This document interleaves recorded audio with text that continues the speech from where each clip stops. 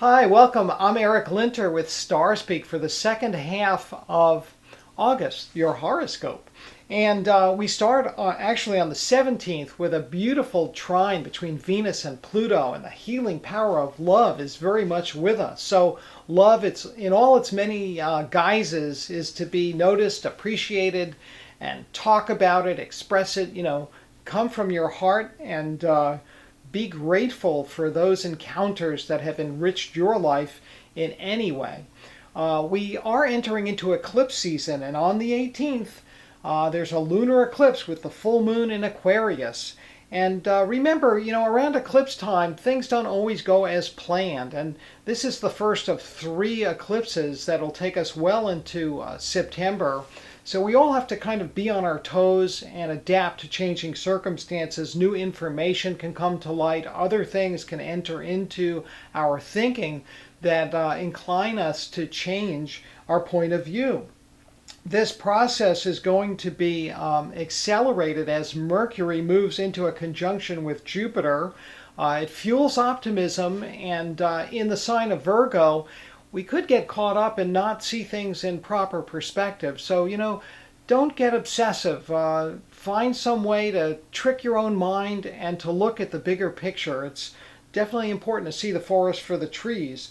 That same day, Monday the 22nd, the sun does slide into Virgo, the transitional sign that takes us from the heat of the Leo sun right into the autumn equinox. And this is true of all mutable signs. They are gateways really from one season to another.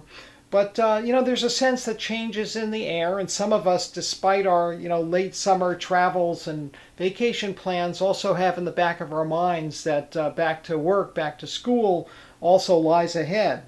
Mars, traveling through Sagittarius, overtakes Saturn and forms a very important conjunction on Wednesday, the 26th. Now, Sag is the sign of politics and religion, and I think Saturn's presence in Sagittarius has really fueled the interest in the political scene, or maybe been a total turnoff for some people. But I think we've all noticed that opinions are very strongly held regardless of what political camp you're in. This conjunction of Mars and Saturn is likely to increase those passions, and I do encourage everyone to keep an open mind. Now, Mars does benefit from Saturn's caution, and Saturn has a way of toning down the impulses. And in a way, these two can balance each other out and be a positive force. So, be patient, be respectful, stay disciplined, understand that everybody has a right to their opinion, and their version of the truth is true for them. Saturn's been part of an ongoing square with Neptune, however, and this has also increased the level of mistrust that many people have for the news media, the government, politicians in general. That square began last fall. It will continue right into November's actual election day. And yet, when Mars comes along, as it is this week, it kind of inflames those feelings of insecurity, the lack of accurate reporting, news you can trust, politicians you can trust. That's very much going to be a theme these few days between Wednesday and Friday, especially because on Friday Mars also tests Neptune, forming a square. If you happen to be out traveling, check the weather before you step out.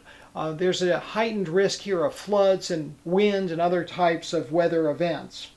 There's a wonderful conjunction of Venus and Jupiter on Saturday the 27th. This is an excellent omen for anybody hosting or attending a party or other kinds of social gatherings. On Monday the 29th, Mercury will overtake Venus. The kind of good vibes continue, but that same day, Venus leaves Virgo and moves on into Libra. There may be some interesting reunions on the 29th. On Tuesday, the 30th, Mercury turns retrograde to begin a 3-week plus long retrograde that'll take us well into September. So planning is likely to be revised. It's a good time to, again, review. Retrogrades give us an opportunity to reflect on recent events. They're not debilitating. But if you have important plans, be ready to tinker with them with this upcoming retrograde of Mercury. I want to thank you for joining me today. If you'd like to contact me, shoot me an email at stars@ericlinter.com. My daily forecast can be found at the spiritofchange.org website. And remember, keep looking up.